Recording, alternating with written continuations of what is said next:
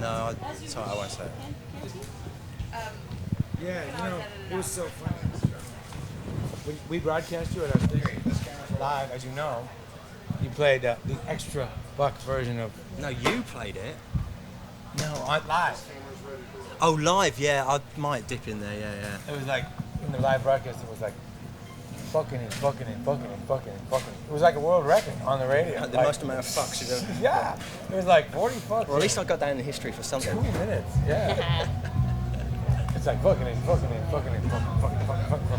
It's awesome. You should have seen the freak out back at the headquarters. They'd have their finger on the bleep button. Well, you can only bleep it once, and then after that, that's all you got. You shot your wad. So it was like. Ready? Yeah, I'm ready. Okay. What was I gonna say? Okay. I'm Bradley J. backstage at Woodstock '99. There's a lot of cool people rolling through here, but none cooler than Norman Cook, Fatboy Slim. How are you, buddy? Thank you. I'm very lovely to see you again, Bradley. Thank you. First of all, I have to tell you that I have gotten so many free beers because you put me on the album. I went over to Glastonbury, and of course, I go, I'm on the Fatboy Slim album, and they're like, really? Let me buy you a pint. It would have been nicer if we actually given you the cash in the first place. No, that's fine. I have to skank beers off people all That's the time. fine. Sorry about that. When I went to see you last time in Boston, it really struck me that, like no other dude, you make everybody horny as hell. Horny? Horny. Well, Like even women you. and men alike. I was crazy horny, and I couldn't. You know what? And how do you do that? In all my years, no one has ever said that to me before. I thought you were going to say you make people smile and dance and that. No one's ever said that I made them horny. Come Not on, from a girlfriend. you know it's true. And even then, I think she's lying. No, I don't. No, I really. The people come up on stage. Do I look horny? I mean, really. The people come up on stage and they're practically rubbing around you. I must admit, actually, there's something about Americans that I get to see a lot of breasts when I'm on tour. Well, Americans are repressed. And any chance they get. No, they're not repressed at all. Any chance they get, though. They get them. They whap them out. Any as soon as excuse, you look, they whap them out. Are you going to invite people up on the stage here? Or are you on a stage, per se? Because you're usually very comfortable with everyone I much prefer to be in the thick you. of it, yeah, in the middle of everyone. I don't know. I haven't seen the stage, so I don't know where I am, and I don't know if I'm allowed to. I mean, some nights we kind of try and get everyone up on stage, and all the crew and everyone go, no, you can't do this. Right. It's like, that's right. Come on up. Courtney Love did that too. Come on up. I mean, I'll probably have a bash. I'll have a go. Down. I'll have a go, and if they let me, I'll probably. If you're gonna have a go, this would be the place. Yeah, right. Now, plus it's all they're gonna do, fire me. Right. With all these horny girls so close to you, how do you manage to stay monogamous? I mean, you have a sweetheart. It must be a really difficult thing. No, not at all. No, I don't know. Well, like I said, I've never noticed it before.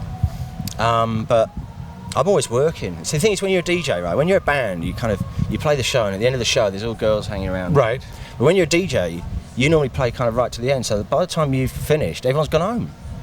Well, yeah, but you are so good at this that you can look around while you're doing your thing. Don't try to convince me that you're so wrapped up in what you're doing. I look, but I don't touch. That's all I'm saying. All right. When you're playing, who are you playing for? The guys or the girls, and why? The girls, definitely. Because? Not because I'm trying to get laid. Right. Just because I think girls have got a more genuine kind of appreciation of music, and they kind of dance because it's good rather than it's just like the right record, and they don't care what the name of the record is or whatever. But also, if you can get the girls dancing, then the guys dance as well because they're trying to dance with the girls. Whereas if you get the blokes dancing, the girls all go off in the bar and go, don't they look stupid doing that? Right. Girls are better dancers as well, I reckon. Absolutely.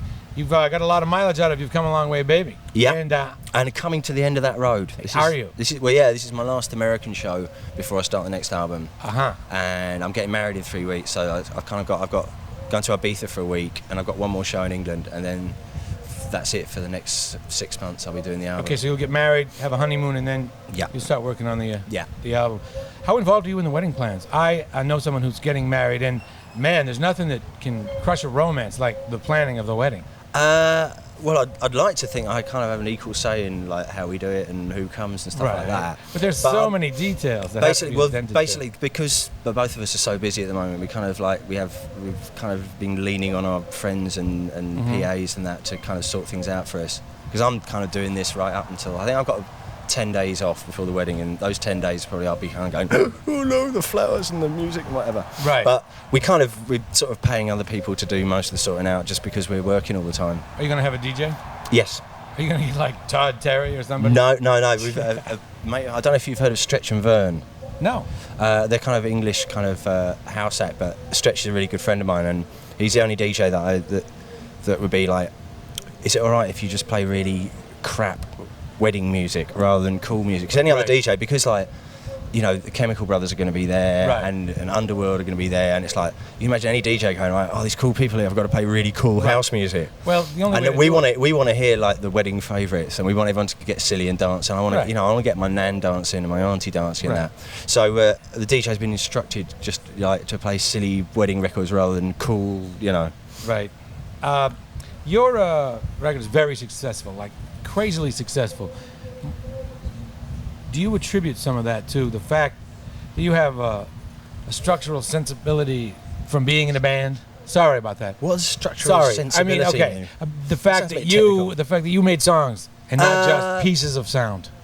Yeah, probably. I mean, I think I've got more of an understanding of kind of pop music than a lot of just kind of straight DJs. But I think it's more to do with the fact that I love a good chorus. You know, I love a good hook line, and whether it's pop music or dance music or rock music, you know, if you can get that hooky bit that they all remember, then you kind of you've got a head start on everybody else. Right. I think that it gives you a sense of timing. Yeah. In a pop song, there's a time factor. People get bored after a short time. Yeah, I mean, I do kind of construct the songs in the same way that a pop song would be, like verse, chorus, solo, middle eight, repeat verse, and fade. Right. Ish. What's more important, technical ability or just musical taste? And why? Musical taste. Yeah. I'm the living embodiment of that. I've got absolutely no technical ability whatsoever. No, I think just the taste, an ear for what other people like, and a ability not to take yourself too seriously, I think goes a long way. Right. Technical ability doesn't matter at all. I know some brilliant musicians who starve, and I know and am an awful musician who does well. Right. So like technical ability doesn't matter at all. When you were in a band, of course, you had to hump a lot of gear around, and you did all the band thing. How sweet is it to do what you do now? It's better than sex. Give me an idea of how easy your life is compared to a guy in a band. Well, if you're in a band, even if you're in a big band, you still have to get there at 2 o'clock in the afternoon and listen to the snare drum being hit for 3 hours. Well, yeah, right. Kind of damp, smelly dressing room. Right. And then you have to stand there and like do things over and over again. Then you have to argue with the drummer a bit, and then the bass player's gone missing and the lead singer's drunk, and you have to go through all that. Right. When you're a DJ, you turn up like 20 minutes before you know, I don't have to get there till like 11, half 11 at night. You turn up, you play some records, you pack your box up at the end and you go home. You see a lot of DJs doing gigs and they bring crates and crates of records, but really, you don't need all those records. I kind of do, because I'm playing in different countries and that, and you can never gauge what the audience is going to be like until you get there. So I carry quite a lot so that I can go with them. Because some DJs just know what they're going to play before they get there. Right. And I kind of let the crowd and the evening decide it. So I do carry quite a lot of records for a DJ, much to the annoyance of the people who have to carry them for me. Yeah. Okay, and your new music that you're going to make, you got any idea how it's going to feel and how it's going to feel different? No. I kind of don't want to just keep remaking Rockefeller Skank. Okay, that's about all I know. Okay, Fatboy Slim, Woodstock, I'm Bradley J. Thank you. And lovely to see you again, darling. Likewise. Take care. Nice. Yeah, can I be into? Sure.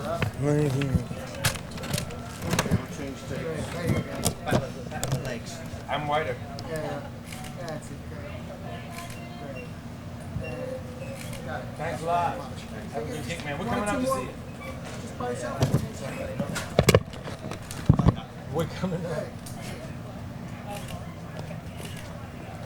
He's got his game face on.